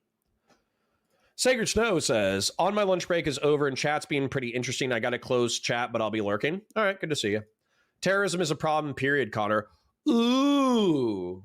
Whoa, my mind is blown, Seraph. Oh, you got me. Like, what? Seraph, if I come out and I say that homicide in the black community is disproportionate and it's like 6 times the national average, are you going to come back and are you going to say murder is bad no matter who does it? It's like, yeah, no shit. Thanks, Seraph. I do love you. You're an excellent chatter. So I'm not talking too much shit, but that was like the lamest lib soy comeback I've heard in a while. West Coast Girl says, I don't know if you're in touch with centrist liberals. We're not down with Islamic fundamentals. And personally, I fucking hate how they treat women. Well, there you go, West Coast Girl. There you go. You and me. We'll be Islamophobic together. DD22E says, yeah, but not Islam, the religion, or the clergy. What are we talking about? Christian Valera says, which Destiny has never done, in the cringe white progressives in the room with us now. Yeah, they literally just did it. Christian Valera, yeah, literally, I say this stuff, and then Seraph is like, terrorism is a problem in general, Connor. Yeah, they did it. Yeah. White supremacy, domestic terrorism is #1 in America for centuries. Yeah. I love this talking point, LB. Because if you do it, if you add up terrorism casualties in US by by year, I'm pretty sure that what you do, let's see how far it goes back. 1970. So if you add all this stuff up, it's totaling 3,000. And then, of course, oh, wait, hold on. Number of incidents is 3,000 incidents. The total amount of deaths from terrorism in the past 50 years is 3,781. And 3,000 of it was on 9/11. And then we have half a dozen to a dozen jihadist terrorist attacks since then. So yeah, LB, you're my friend. I love you. I love fighting with you in chat. You're coping. Jihadist terrorism far and away punches above its weight class when it comes to terroristic violence. All the stats that say that right-wing violence is more relevant than jihadism excludes 9/11. Razzle Smasher says, if you want a good clip that exemplifies the problem that liberals have acknowledging jihadism, you should bring up the segment of Ben Affleck on Bill Maher with Sam Harris, old but still relevant. Yeah. Where Ben Affleck is like, it's gross. It's racist. And it's like, no, it's not racist. It's bigoted against a religion. Kay says, fairly certain that Pulse was extremist, but not anti-gay. Dude didn't know it was a gay club. Yeah, still an asshole, though. Still an asshole that fought for ISIS. DD22E says, I grew up in the Islamic world, so I don't have the problem. I hate Islamists with a burning passion and have no problem condemning this crap. Good. West Coast says, lol, I'm a lib, and I agree with literally everything you said. Based. We'll all be Islamophobic together. Seraph says, Connor, you can't trigger me. I'm unfuckwithable. All right, well, I'll say a little prayer for your soul. Wildman says, I mean, that nuance is great and all, but have you considered the Groyper conclusion that it's always Israel's fault? Switch Muslims for Jews, Connor, and you're on the money. Justin, I love you, but that is so fucking dumb. Like, the Crusades were not because of Judaism, okay? The Crusades were because of Christianity. The Islamic Caliphate expansions weren't because of Judaism. It was because of Islamic Caliphate interest. The wars in the Middle East and North Africa aren't because of Israel. It's because of petroleum and geopolitics. Like this whole thing, like it's always the Jews, it's always the Jews, it's always the Jews. It just ignores the agency of every other kind of human on the planet. It's American exceptionalism except for inversed, where American exceptionalism is supposed to be a good thing. It's inversed and then applied to Jews. It's cope, man. If you have a single variable for like analyzing reality, your variable sucks. LB says, wrong again, Connor. White supremacist groups like the KKK, Nazis, Proud Boys are the #1 terrorist groups in action in America, hands down. Bullshit. I just showed you the stats. 3/4, more than 3/4 of the deaths caused by terrorism in the past 50 years are jihadist. So you're coping. You're coping, lol. Cope and seethe. Cope and seethe. And even internationally, the United States didn't kill more people than jihadist terrorists ever did. Jihadist terrorists also killed the people in those conflicts. So wrong again. Val says, given the last year and some spurts over the past 20 years, I get there's a stereotype of lefties being overly indulgent of extremist Islam. Yeah, they are. DD22E says, also hot take, but Judaism is more similar to Islam than Christianity, and this whole Judeo-Christian culture people shill is just stupid. But Hassan, you're not a democratic socialist, you're explicitly an authoritarian socialist. Oh yeah, Hassan is 100% a tanky simp. I fucking hate Hassan. Master Darkness says, did you guys debate at all when you were hanging out together, or was it just more casual conversation? I would have liked to have been a fly on the wall. Yeah, there's content. If you go to Steven's channel, if you're talking about Destiny, the one where he's posing with a shotgun was us going to a local range and doing some skeet shooting and sighting in his AR-15. And then I posted, there's a video within the past, I don't know, 2 weeks, 3 weeks that has 60,000 views on it. And it was effectively Steven and I doing an anything else episode without Dan. And we had a blast. Thomas Martinson says, of course you can criticize religion. Connor's Christianity is the single worst characteristic. I'm not a literalist. That's what pisses me off. Like, no offense, Thomas Martinson. I love you. Thank you for being here. But like, if you think that me vaguely gesturing at Christian morality and saying, here's the good parts of it, if that's offensive to you, then you've been hanging out with anti-theists for way too long. Herg the Berg says, Connor, you got to stop calling Hassan a liberal. That guy is a cringe leftist and is a liberal. I'm sick of being compared to these morons. I don't think I've ever called Hassan a liberal. And if I did, it was a misspeak.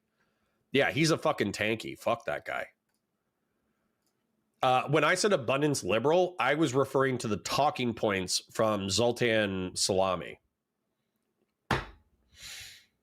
Yeah. He was in the New York State Assembly. Okay. He supported the 2020 uprising, sharing a post dismissing concerns about property damage from riots. Politicians and pundits condemned the uprising in Minneapolis from TV studios as well. Those at the center of it, even those who are hurting, understand what's happening and why it has to happen. Okay, I don't care about this. This is cringe. Why does he tilt his head? Does he have a problem? What do you mean? Does every single girl who posts on Instagram have a problem? In an unearthed rap song. I always like when people say like unearthed, like, was this something that was super ultra buried, or did they just like find this on an open YouTube channel? In an unearthed rap song, New York City mayoral candidate Zohran Mamdani praised 5 convicted terror funders. The 5 funneled $12 million to Hamas. Mamdani sends his love to them. Track released in 2017, also called to tear down. Bo Dickerson asks if we can use COG instead of CGG. Absolutely. We need to come up with what COG, you know, like an acronym. We need to come up with what the acronym means, but 100%. I love the COG. On the U.S. border wall. He would have been 25 when he released. Not the cock, to be clear. The COG. C-O-G. This video. Wow. In 2017, Zohran Mamdani released a rap track that praised 5 convicted Hamas funders known as the Holy Land. All right, let's brace for the cringe. Let's brace for me to 180 on Zoltan Salami. 5. Now he wants to run New York.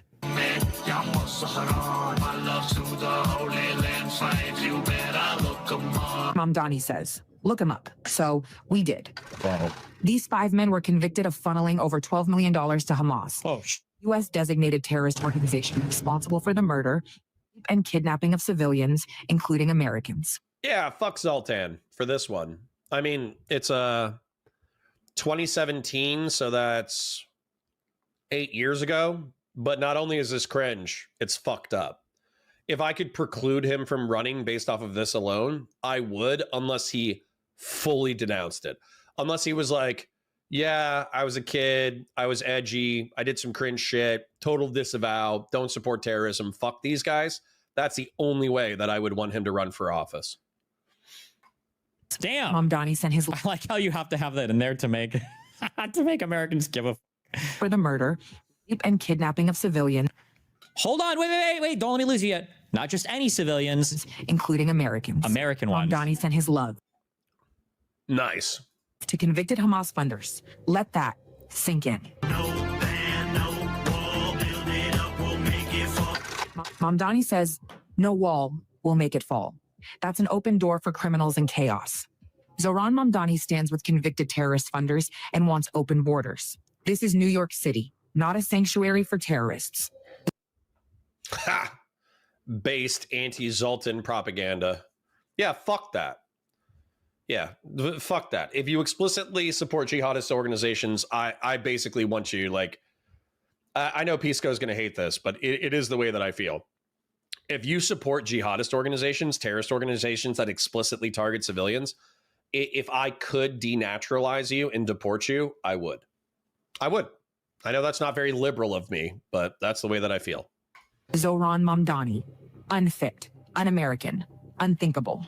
Campus hate is out of control. We expose those who promote anti-Semitism, glorify terror, or fuel extremism because the world deserves to know. True.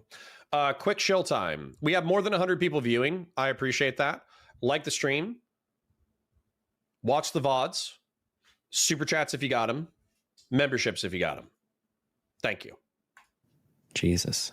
This will surely garner national support for democratic socialism and in no way detract from addressing material suffering. Ladies and gentlemen, the new mayor of New York City. And yes, that is a 9/11 was an inside job t-shirt. God, I fucking hate Hassan so much.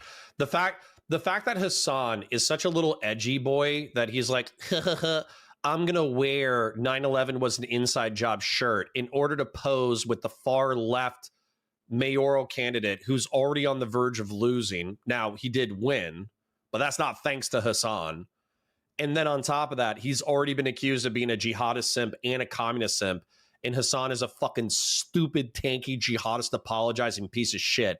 The fact that he thought that this was good, fuck Hassan. What a fucking asshole. Is it?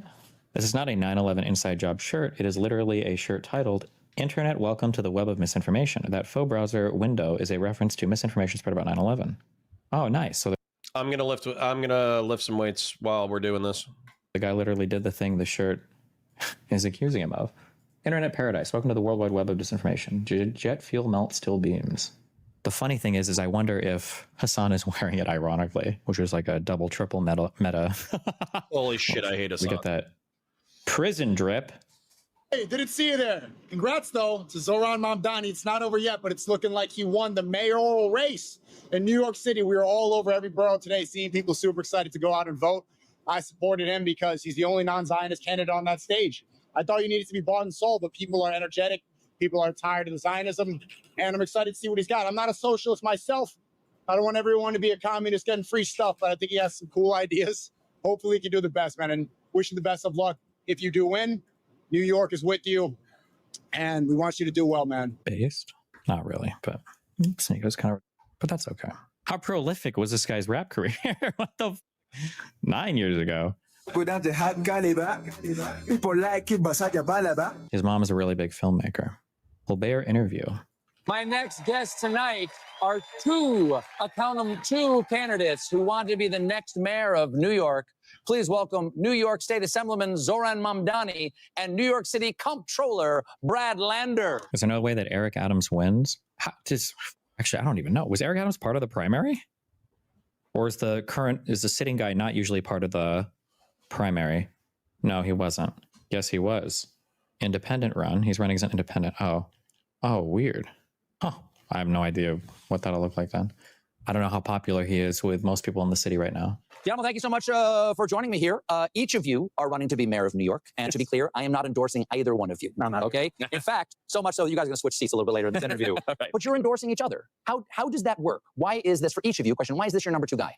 Well, we both agree, for starters, that corrupt, abusive Andrew Cuomo should not be allowed anywhere near City Hall.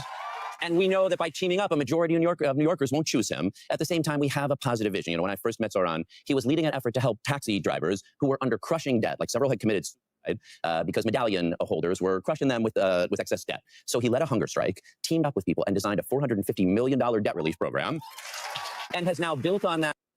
That's based. That's based. Like, listen, Zoltan can piss me off with his jihadist simpery. He can piss me off with too far lefty policies, whatever. However, if he mobilized enough people to get $450 million in order to pay off the medallion debt of taxicabs, which is effectively like, for those of you who don't know, I think you buy or used to buy a taxi medallion for like 100 grand, 200 grand, something like that. It was effectively a mortgage. And it was a limited permit system for you to do taxis. And so what you had to do is you had to work that debt off by working as a cabbie. But working as a cabbie, you can make, 20, 30, 40 bucks an hour, especially in Manhattan. And so as a result, it's an okay living. That was until one development, the main development being rideshare services. And so despite legal prohibitions against rideshare services, they effectively collapsed the taxi market. And so taxis still exist, and you can probably still make a living. But the people who got screwed with $100,000, $200,000 taxi medallion, they weren't making as much money because they had to compete with rideshare services, and they still had this crushing debt. So like he said, there was probably people who committed suicide. So if Zoltan, I'm going to stop being insulting because that's actually super based. If Zohran saw that problem and raised $450 million to buy out the medallions of cabbies who were on the verge of bankrupting themselves in this like corrupt permit system, that's based. That's super based. Checking in with chat because I do parasocially love you guys. Short Stack Goblin says Christian literalism became a thing in response to Darwin in the late 1800s before the people understood the Bible to be allegorical. Short Stack Goblin, I understand that can be true and that most Europeans have a more allegorical sense of the Bible. However, Christians fundamentally do believe literally in the Trinity. Like that's the whole thing that actually delineates literalist Christians from everybody else, is the fact that they believe that God manifested as a human being on planet Earth in order to give moral messaging to humanity. That you can't tell me that was supposed to be taken metaphorically when the Catholic profession of faith is exactly that. And the Catholic Church has been around for what, 1,500 years, 1,800 years? Val says, there's a Chinese place near me that keeps getting shut down by the health department. You might spend the rest of the day on the shitter, but it's the best Chinese around. Less Hillary, more Teddy Roosevelt. True. Seraph says, if you can't keep the standard, you should be tossed out for the next small business to thrive. Regulations and standards are what separates 75th Ranger Regiment versus 82nd Airborne. No. There are 100% unreasonable things that prohibit businesses from operating. Yeah. West Coast Girl says, I wouldn't have voted for Mamdani, but experimenting with new policies in a small test market is good. Let's see if he can make good things happen or if all socialist practices are unfeasible. Well, I haven't heard him talk about decommodification of basic human need or workers owning the means of production, so we're doing okay. LB says, so what? Only 33% of America elected the pedo? Okay. Yeah, Jeb.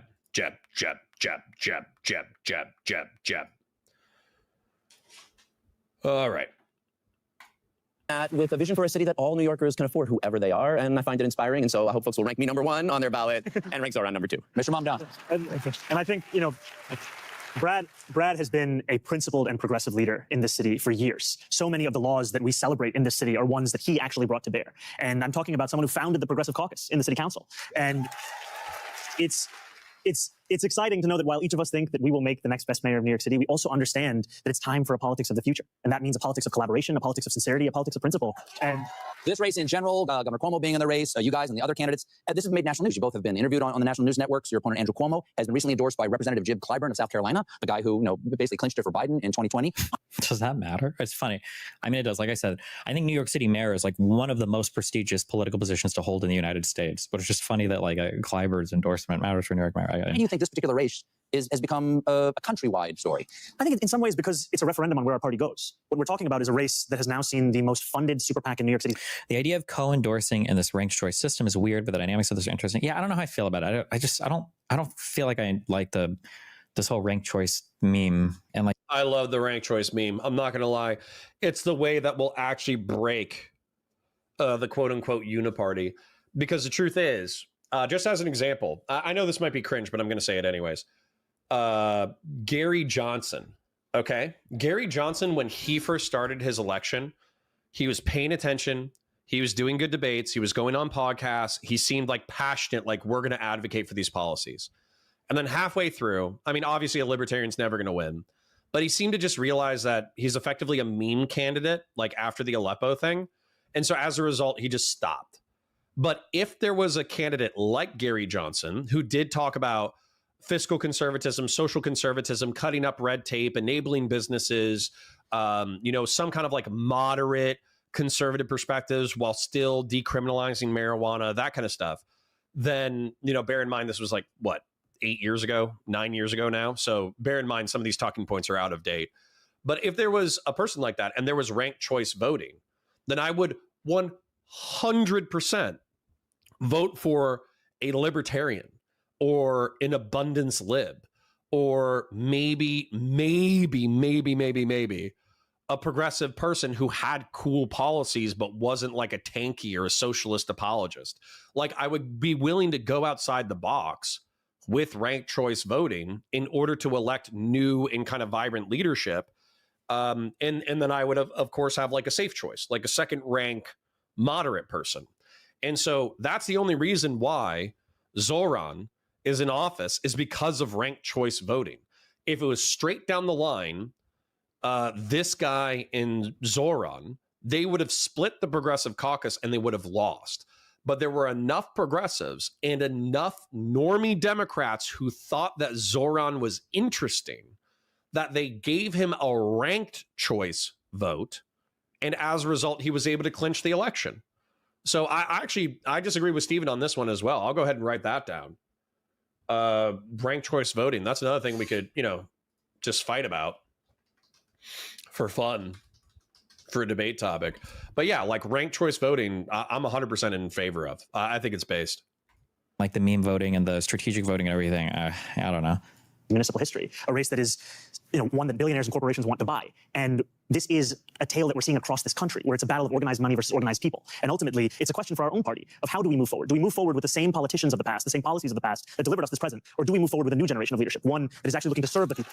Despite this being a New York City race, foreign affairs have become part of it, partly because this is such a multicultural city. And so I'll ask the same question to both of you. I'll start with you, Mr. Lender. Does the state of Israel... Sorry, I need to address this real quick.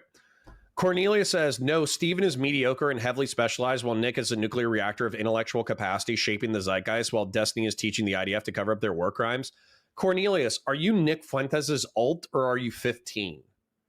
You are glazing so hard that homosexual sex is actually less gay than your love for Nick Fuentes. God demands a monarchy. Heaven is monarchic. Democracy rule. The lowest common denominator is the opposite, mob rule. All right, Cornelius. You are an interesting meme. Ooh, Bo Dickerson says the COG, the Confederation of Grill Hottists. That's very based. That's very based. We're going to make a t-shirt. Have the right to exist. I support the vision of Israel as a Jewish and democratic state. Mr. Mamdani, same question. Does the state of Israel have the right to exist? Yes, like all nations, I believe it has a right to exist. Woo! Zio shill. Zio shill. Zio shill. Zio shill. Based. All right, cool. Let's see where this goes. And a responsibility also to uphold international law. Okay, well, let's talk about the elephant in the room. Ooh, the moderate answer. Have the right to exist. I support the vision of Israel as a Jewish and democratic state.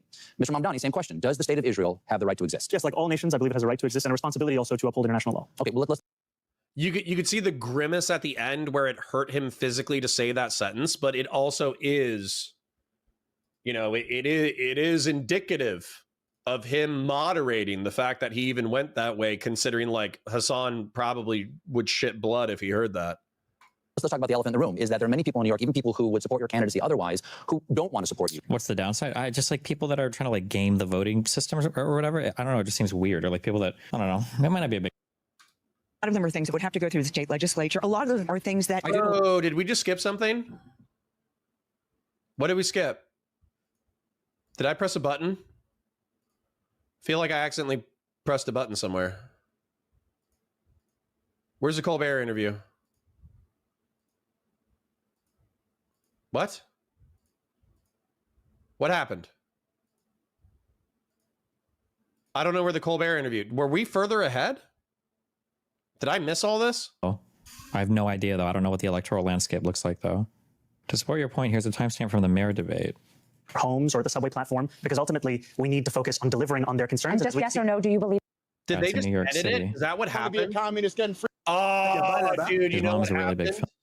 I wonder if we're literally mid us watching it, unless Colbert is further along here and I literally wasn't paying attention, Colbert copyright struck that portion of it, and so they just clipped it out. I think that's what happened. Well, we'll see. Republicans would vote for Cuomo. I have no idea though. I don't know what the electoral landscape looks like though. To support your point, here's a timestamp from the mayor debate. Homes or the subway platform, because ultimately we need to focus on delivering on their concerns. And just yes or no, do you believe in a Jewish state of Israel? What the? I believe Israel has the right to exist. Not as a Jewish state? As a state with equal rights. He won't say it as one of the. Ooh. As a state with equal rights. I feel like that's threading the needle. That's a good threading the needle. I almost feel like taking that as a note, because that's just a really good talking point for a progressive who's critical of the state of Israel. Israel has the right to exist as a state of equal rights. Ooh. That dude is sharp. That's a sharp talking point. Oh yeah, we might have already watched this. It is funny how much they obsess over the Israel in the New York City mayor debate. This is how they voted. I think the craziest question was like, how quickly until you visit Israel once you're elected New York City mayor? And it's like, why the f does the mayor go to Israel? What the f? So Adams won the election. Eric Adams 66.9%. Oh yeah, okay. Damn, that could be. Oh, plus Adams too, though, right? Has Adams is running, of course. Oh, never mind. No, wait, there's no way that Cuomo would win because him and Adams are going to be splitting against each other, right? One of them would have to make the decision to not run. Adams would either have to withdraw or Cuomo would have to endorse Adams. Starhawk says, this self-avowed socialist who recently expressed his hatred for capitalism and support for jihadism and racial conflict is winning me over. Well, listen, if we look at what he's said so far, what have we seen so far? We've seen him be pro-entrepreneurial, pro-abundance, anti-regulation. Obviously, I think the fair thing was cringe, but that's not enough. And then he's threading the needle on Israel-Palestine. So you can hate him. You could actually, Starhawks, you could totally convince me that this guy is hiding his power level.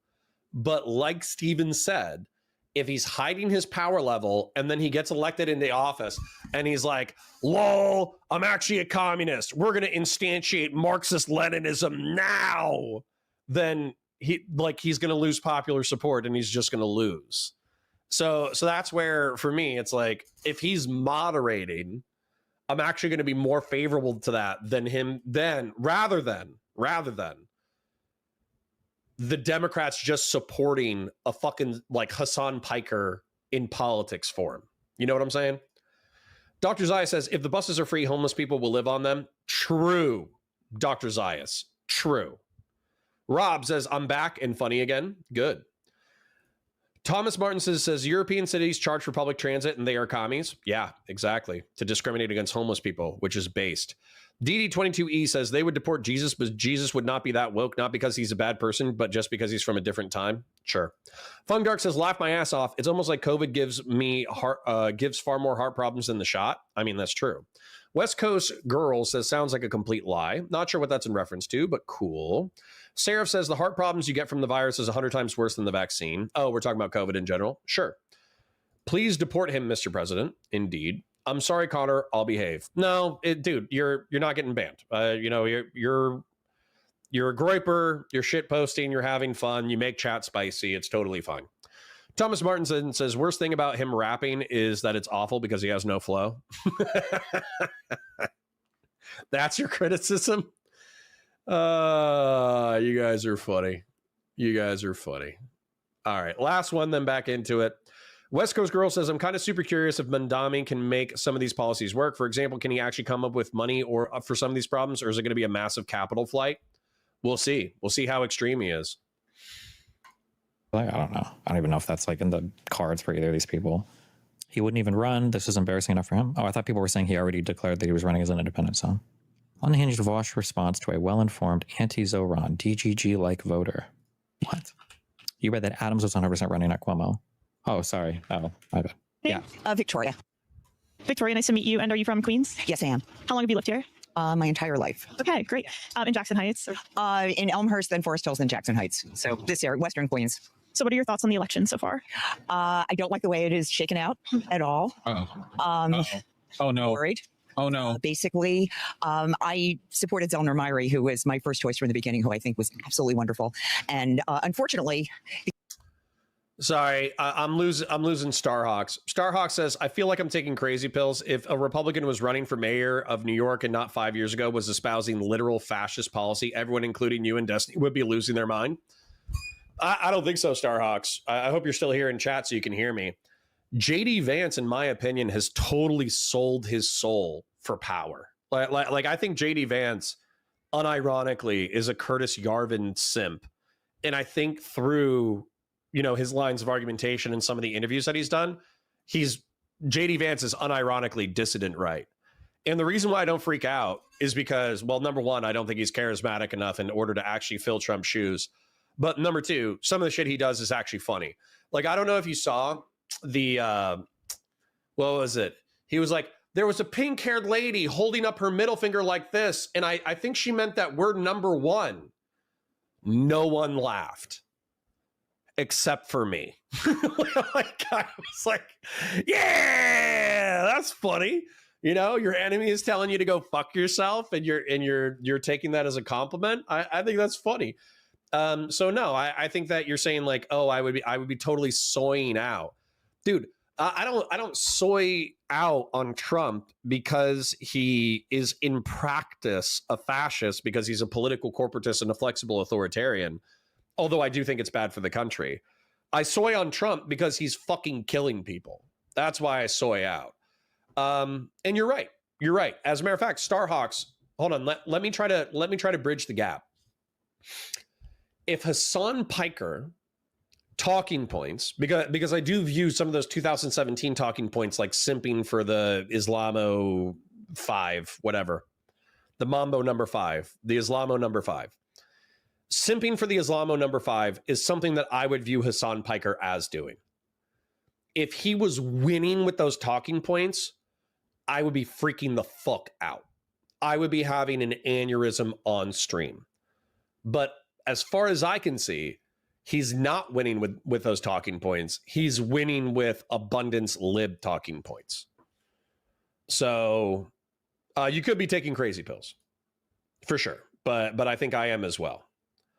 Kay says, if he was a Jew, he wouldn't use the word God. Sure.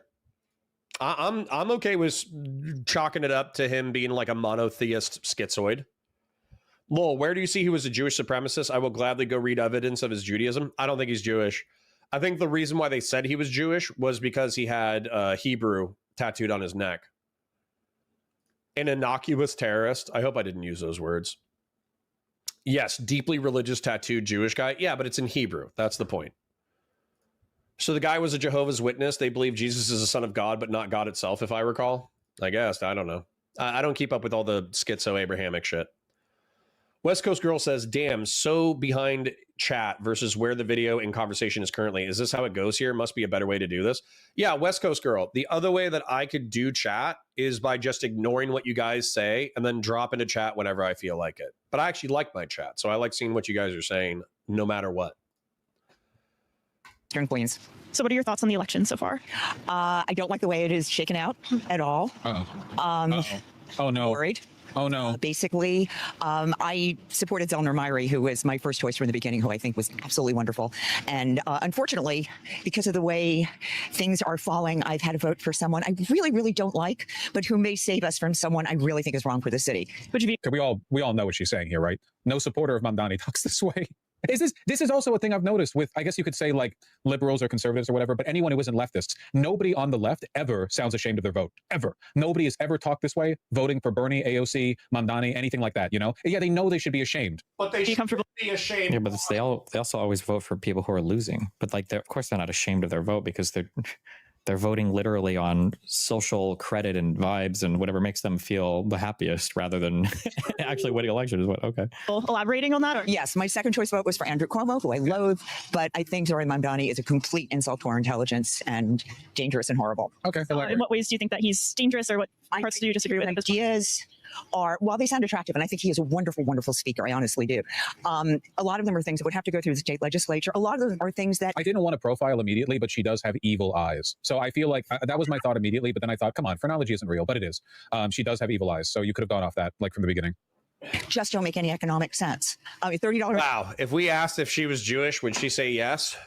Vosh being anti-Semitic, good God. Minimum wage sounds great, but there are a lot of small businesses you can't go up that quickly, that steeply. Freezing rent, I am a renter, but I concede that there are things that the Rent Guidelines Board has to take into consideration. Yes. So I just don't think they're thought through. And Agreed. I've gotten to think it's like a left-wing version of Trump. It's just... Agreed. Break. This is making me think that she's just a bigot because... Why? It's so boring. Vosh has gotten so fucking lazy, dude. It pisses me off to no end. You have to understand. Vosh was a libertarian socialist. So he wasn't a tanky apologist like Hassan, and he fought tankies. And he was as smart, or potentially as smart, as Stephen, and he was an okay debater. Right? But he's gotten so fucking lazy. It's infuriating. This is why I hate socialism, by the way, because Vosh is a socialist. He's got all the talent in the world, all the potential in the world, and he squanders it. Fuck that. Boring and tired. The Hassan, the Taylor Lorenz, I guess Vosh. Oh, you don't like me? You must be disappointing. Where like everybody that disagrees with me is a racist, is bigoted, is on the Trump side. I guess it's they're a communist or they have TDS, or it's like a race to label your opponent as something and to never, ever, ever. Like it's actually crazy too, because my guess is I'm gonna criticize Xander Hall with this as well. So I know not a lot of people are, most people who talk about Xander Hall are just attacking him. I like Xander Hall on a personal level. I think he has massive content issues that he needs to fix. But he said something where somebody was critical of him in chat. They were like, why don't you just make better content? And he was like, you are a conservative. And it's like, what the fuck does somebody talking shit in your comment section have to do with like political binaries? What are you talking about, man? And I feel like it's the same lazy reflexive labeling that Steven's talking about now that Vosh is engaged in that just makes content worse. It's so thoughtless. It's so cringe. I absolutely hate it. Like, do not become this lazy. If you're a content creator and you become this lazy, I'm gonna yell at you. I don't care how good of a friendship we used to have. Parasocial friendship, but still. Sorry if I am out of breath. I am lifting weights. Starhawk says, not only that, but a lot of those studies include violence done by white supremacists, even if the violence perpetrated had literally nothing to do with their ideology. Not surprised. Groovy McCrout says, hey, I'm like an hour behind, but I just want to say Fuentes and Destiny are two sides of the same coin of politics. I disagree, but they think they're really funny. Yeah, I agree. They're both smart. They're both funny. I just think that Nick's ideology is infinitely more nefarious than Stevens. Gen X says he talked about killing God's son in his interview. Yeah, he's a schizo. LB says 1865, remember black people were citizens. What? The Civil War wasn't terrorism, LB. That wasn't terrorism. That was like a national level conflict. What the fuck are you talking about, man? Like, you just say shit to piss me off. I know you do. I know you believe it too, but you also say shit just to piss me off. Justin says the Crusades were a defense against Muslim warfare. Good. Good. I'm happy we could break bread on that. All right. Anyways. It's going to be, this woman is way more politically plugged in. LB, the cope. You can Google what is the #1 terrorist problem in America. You are using an outlier of 9/11, which is skewed. Can you give me a single reason why I shouldn't include 9/11 in my tally of terrorism? Give me a single reason. Give me any reason why 9/11 should be excluded from the tally of terrorism. Listen, the terrorists did their job too good, so you can't include that stat. That is funny, LB. And then not just that, what's another aspect of that? Even if you exclude 9/11, Muslims are like what? Like 2% of the population, something like that? And yet they're responsible for probably half of terrorist attack casualties beside, like not including 9/11. So it's kind of like the 1350 meme, except for it's like 250. So yeah, like Google per capita and get back to me.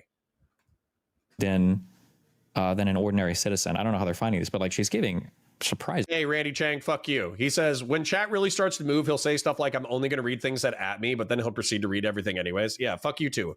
And by that, I mean, I love you. Nuanced answers for a person on the street, right? Like, oh, I'm a renter. I don't know about rent control. Some stuff would have to go through the state legislature. The rent control boards have their rationales where they do 30. Like, she's actually giving decently politically informed answers, way more than I would expect from a random citizen. But Just don't think they're thought through. And I've gotten to think. I'm sorry, does she have the Jew archetype? Is this a Jewish person? I can't tell. Yep. That's why I was saying. I think Vosh is being anti-Semitic. I'm stuck. My Judar is broken. It's like a left-wing version of Trump. It's just break. This is making me think that she's just a bigot, because I feel like if her problems were with Mamdani's policies, she would have spoken more severely about the rent freeze. If she literally brought up 2 policies and issues relating to them, what? True. She literally brought up the $30 an hour thing, and I think that's where she mentioned the state legislature thing would have to be brought in from. And $30 an hour is cringe as shit. So Starhawks, don't worry. I'm catching it. I'm catching the cringe. Don't worry about it. And she literally brought up the rent control thing and said that the rent control boards, and she said even as a renter, what are you talking about? If it's not that, then why the fuck are you talking about him so severely? That makes me think like there's something else. When you say he's not a good fit for New York, do you think he'd be a good fit? Yeah, I would say praising Hamas like 8 years ago, probably not a great fit for New York. I would say $30 an hour, not a great fit for New York. I would say rent freezes is effectively like it's going to insinuate, or it's not going to insinuate. It's going to compel a lot of really bad behavior. So yeah, I would say that's not a good fit. So no, I'm okay. I'm with Karen over here. Fit for your neighborhood?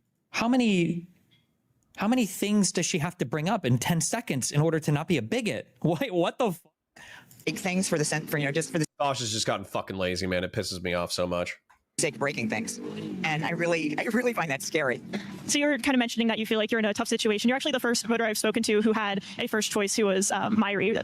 Yeah, which is kind of wonderful. I think his housing plan is just really creative and really what we need. I mean, he wants to go in with 100,000 units of housing. I mean, I think it's just wonderful. And, I think he's been lost in the shuffle. He is young, but, I think he would have been a great mayor. You think she lied about the renter thing? Oh, when she was like, I'm a renter, in her head, she's like, well, I rent stuff out. I rent, I mean, obviously. God, I hate Vosh. He's gotten so fucking lazy, man. All right. Well, we got a call to get to. I'm gonna double check and make sure that my homie is ready to go. We're gonna debate a commie. 1 second. Let me wrap up a segment and then we'll call. So, all right, let's do a little summary, okay? Let's do a little summary on that. So, effectively, Starhawks, one of my favorite chatters, was very shocked that I had any kind of sympathy for Zoltan Salami at all. However, I will remind you that my sympathies for Zoltan Salami was in reference to bailing out cabbies who were stuck in red tape and debt. And then also it was for ideas about entrepreneurialism that are effectively abundance lib shit. That is where I was, sympathetic to Zoltan Salami. Whereas what I am not sympathetic to is praising jihadism 8 years ago. I'm not sympathetic to $30 an hour. I'm not sympathetic to the rent freeze. And that's about it. So if you're pearl clutching over that, my apologies. Not all of my segments are going to be bangers for everybody. So it is what it is. My apologies. Thank you for hanging out on the stream. And I hope you had a good time. And I will see you tomorrow. All right. Bye, guys. Have a good one.